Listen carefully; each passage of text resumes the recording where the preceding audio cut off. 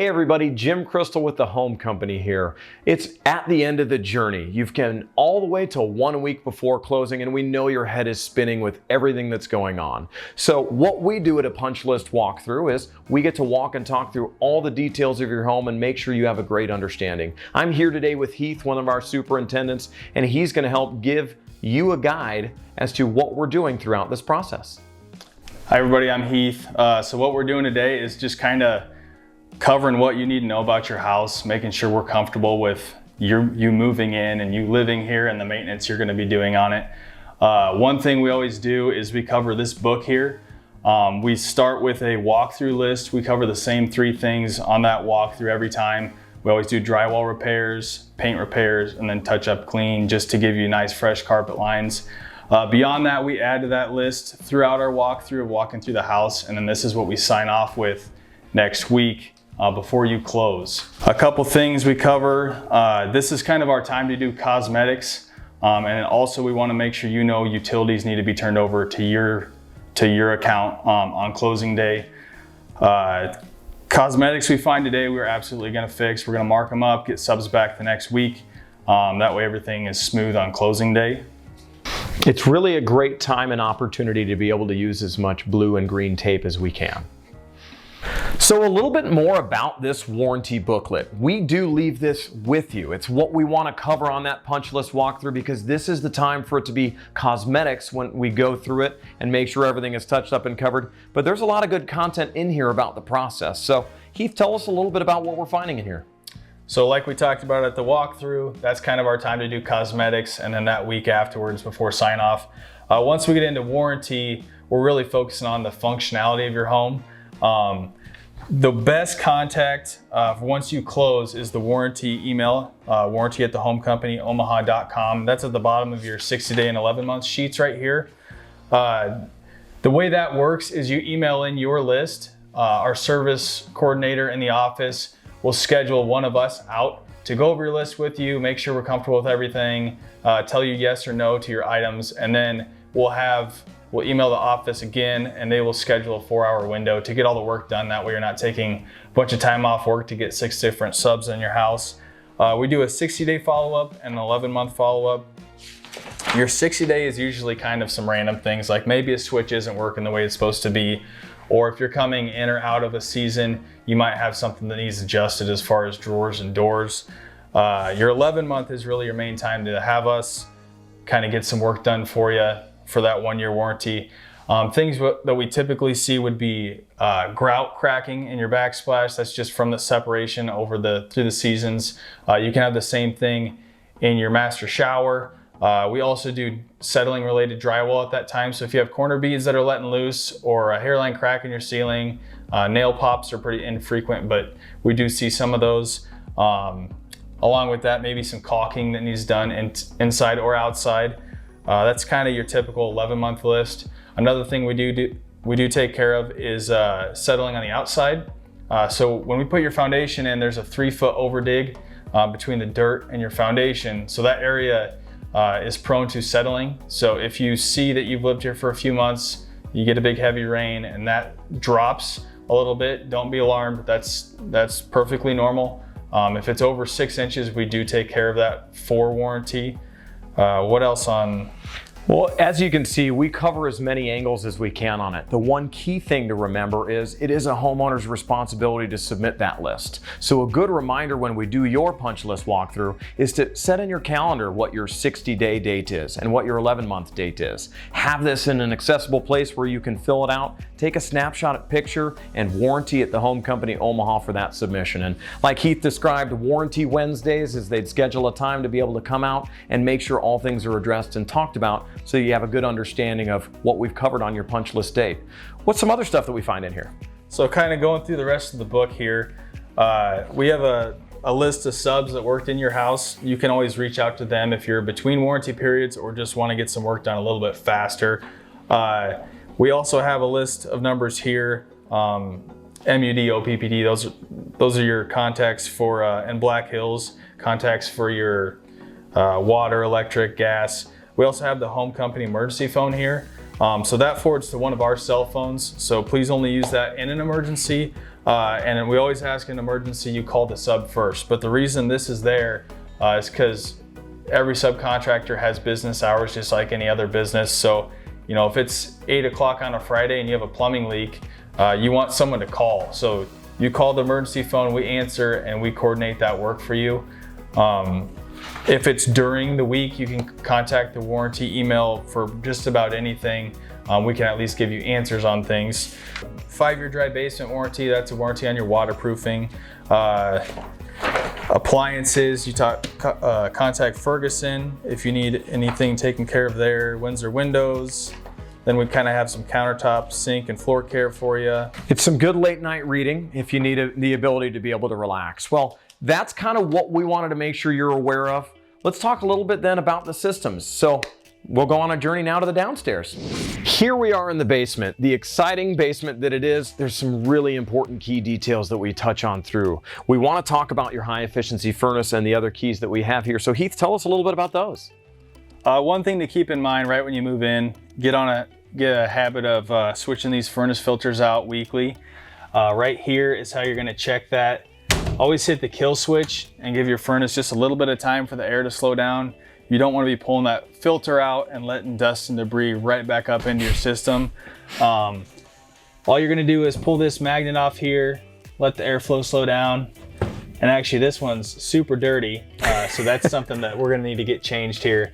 But really, if you just do that weekly, and then eventually as you're pulling them out and they're clean, you can switch to monthly. And then make sure when you switch your filters, turn the unit back on. That's one call we get quite a bit, where my furnace isn't working in the wintertime. Is your switch on?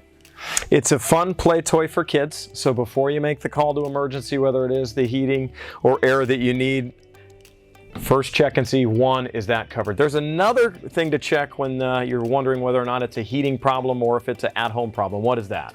One other thing in emergencies, this is your furnace flues right here, this PVC. That goes out the side of your house. And if you should have a snow drift that covers that up, it will choke the system off. It will shut the furnace down. So kind of making sure you have power here, the switch is on, making sure that's not covered up outside. And then of course, making sure your thermostat's actually calling for heat at that time would be the things that you need to check. Perfect. Other than that, what else do we have here? Looking over here, we have your gas manifold. Well, we always tell people, if you smell gas in your house, just go right to the main here. You shut that off 90 degrees. 90 degrees is off just like water. We don't want you fumbling around trying to figure out which shut off to use. Just shut that main off and call the gas company. Right here is your hot water heater. Relighting instructions are right here on the side. It's pretty easy, just like a grill. You're turning it to pilot, clicking it till you get a flame, and then turning it to the heat setting that you desire. Not really a whole lot of maintenance with this stuff. Well, everybody, as we know, we live in Nebraska. There is a 120-degree variance in any given calendar year, so we are constantly trying to keep the battle of humidity in the air. We do that with dehumidifiers. We do that with humidifiers. A dehumidifier is a unit you can buy yourself. I would always recommend getting a hose to put in the drain in your basement. But let's talk about this fixed position item, your humidifier.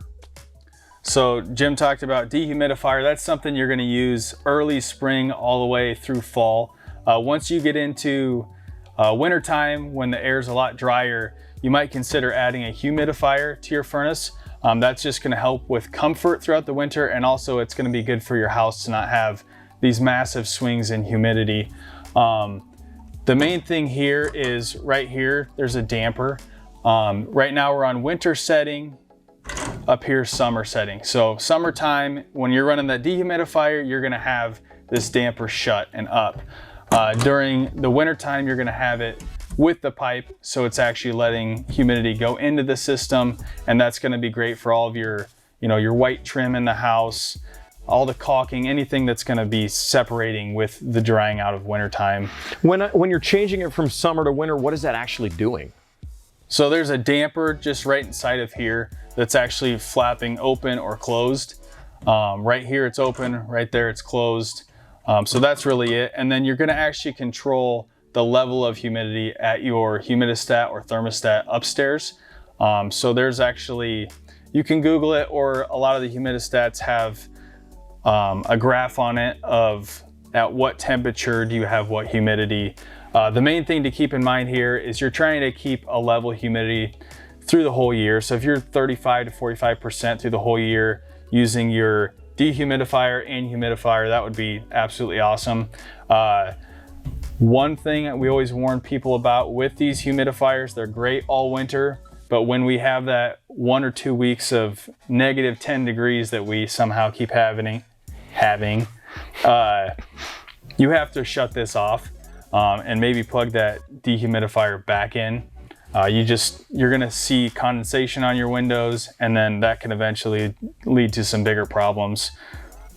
It's something you want to be aware of. You're adding humidity to the air. Unnecessary moisture and freezing in the wrong spots can all of a sudden cause a little bit of water issues down the road. So also with that, there's a filter inside of these that a lot of people don't realize. By adding humidity, it's percolating water over the filter. So when you're doing your cycle on your schedule of making sure you're changing out your air filters, it's great to make sure that annually you are changing out the filter inside of that, or it does become a little science experiment of interesting greens and pinks.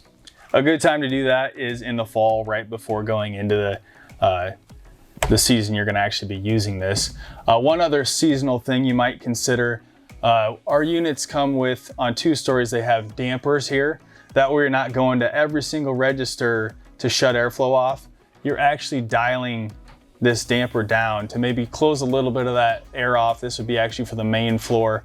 And then over here would be to the 2nd floor. That way you're pushing a little bit more air where it's needed seasonally. A common thing I always hear is maybe one room in the house upstairs is hotter or colder than others. What would you do in a case like that?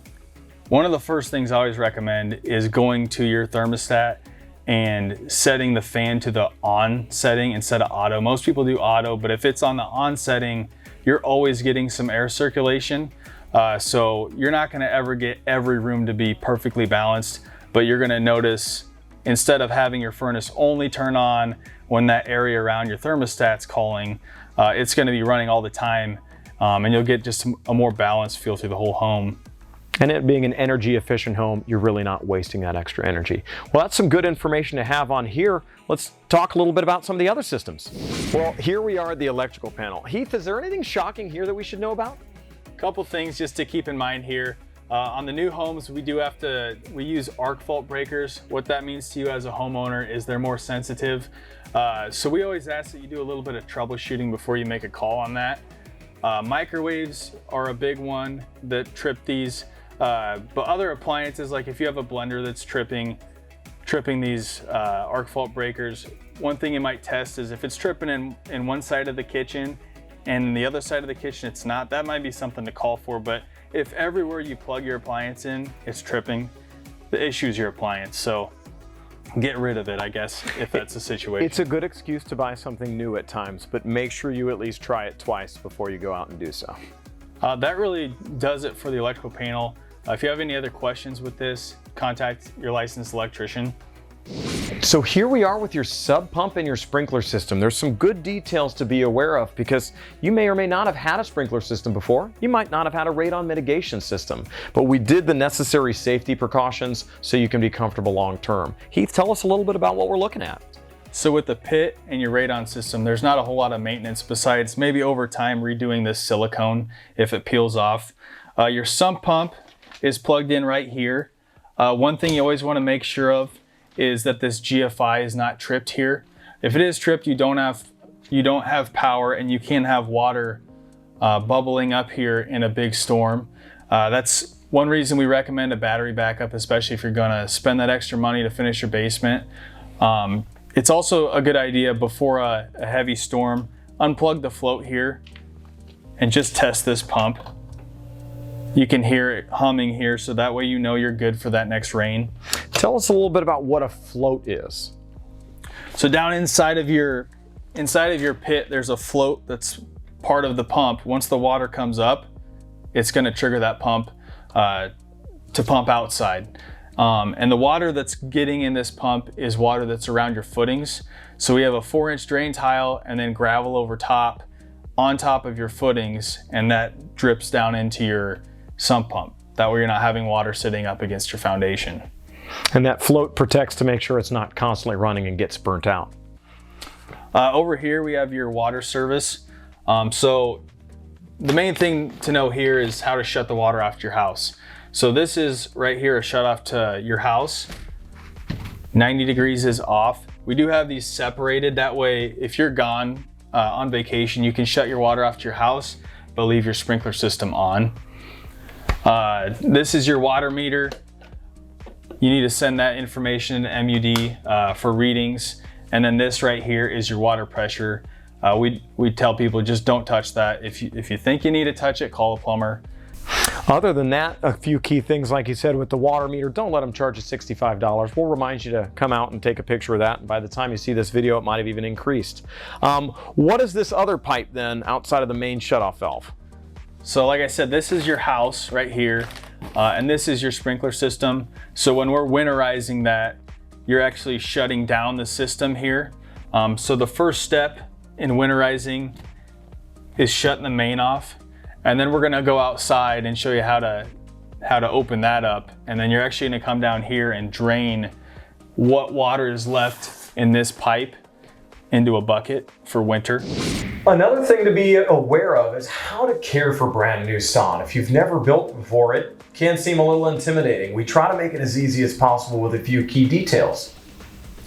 One thing to keep in mind with sod's not something that we warrant. We buy it at the sod field and we roll it out at your yard. But then we call turf builders back just to make some adjustments of heads, make sure everything's covering well. We tell homeowners, make sod just like a everyday, just take a look around, make sure everything's getting watered. Because especially in the heat of summer, you can have your sod turn yellow pretty fast on you. When you move in with new sod, you're gonna be watering about 3 times a day. We usually dial that back to about once a day, every couple weeks. So 3 times a day for 2 weeks, 2 times a day for 2 weeks, and then once a day, kind of the whole rest of that first year. You don't need to be fertilizing right off the bat. We do that in the fields, but you can definitely overseed and do some fertilizing after a period of time.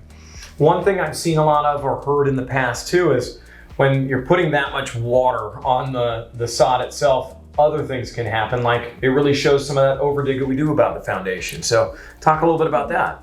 Yep, so the main thing to keep in mind with the sod not having a warranty, you want to make sure that you're getting the coverage. And one of the only things that can really cause you to not have coverage, if you get a little bit of settling on the overdig, that might take a head with it. So that's something you'd want to let us know about right away if you do have that happen. When it comes to watering after those first, let's call it a month of getting your sod rooted in, what's best for grass is if you're watering in the morning. If you're watering in the afternoon or at night, you're going to be getting things like mushrooms growing. In the morning, it's going to soak in and not evaporate as if you're going to water at, let's say, 3 or 4 p.m. in the summer. And then it's better to water less frequent but more heavy to establish roots, just as a general idea there. Absolutely. And any questions on the way your sprinkler's set up, certainly calling the installers is a good way to do it. And for winterizing as well as setting up for the spring, take a look at our video on how to do that. Well, here we are outside. We're learning not only how to winterize your sprinkler system, but a little bit more on the details. It's a self-draining system. Heath, what does that mean? So self-draining system means that when each zone is done watering, the lowest head in that zone is going to leach some water out. And then the water actually goes back into that main poly line for that zone. So we tell people they don't necessarily have to blow it out. But keep in mind that does mean water is in that main poly line and it's flexing when it freezes. Right here, we're going to talk about the backflow. We have the water shut off to the sprinkler system in the basement. Your next step is here to these test ports and turn these so that they're running with the pipe. That's going to drain some water out. And then you're going to 45 these valves here just to break that vacuum. The last steps are going to be going down into the basement and draining what little water we have left here into a bucket and pouring that down into the floor drain. And then we always recommend, if you keep the clock in the garage on for the next week, just to let the valve box open and close, let that water kind of make its way back into the main lines.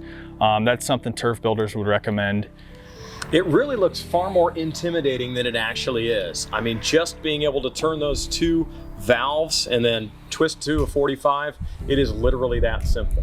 Another thing to keep in mind as temperatures drop, you do have frost-free hose bibs. What that means is you can use them year-round, but do not leave a hose hooked up to them because you can have some water problems there with it siphoning back and freezing. But it's good to know if you got that salt on your driveway and want to rinse it off, you have the ability to do so. Just don't forget, disconnect the hose. So like we talked about before, you're going to be looking for settling around your foundation in this overdig area. Another thing to watch for, just like you can get hairline cracks in your driveway and that's normal, you can get hairline cracks in your foundation. And it's the same process. You're going to be sealing these hairline cracks up with a product like Volcom. Keep an eye out when you're mowing. That's kind of what we suggest to people. If you see a crack, go to the garage, go grab your Volcom, caulk it up, and that's all you really need to do to keep that 5-year dry basement warranty intact. Those are the key details and things we want to highlight before meeting you officially at your punch list walkthrough. Go ahead and check mark after watching this video that you have indeed seen all these, and we look forward to being able to see you there. Have a great day.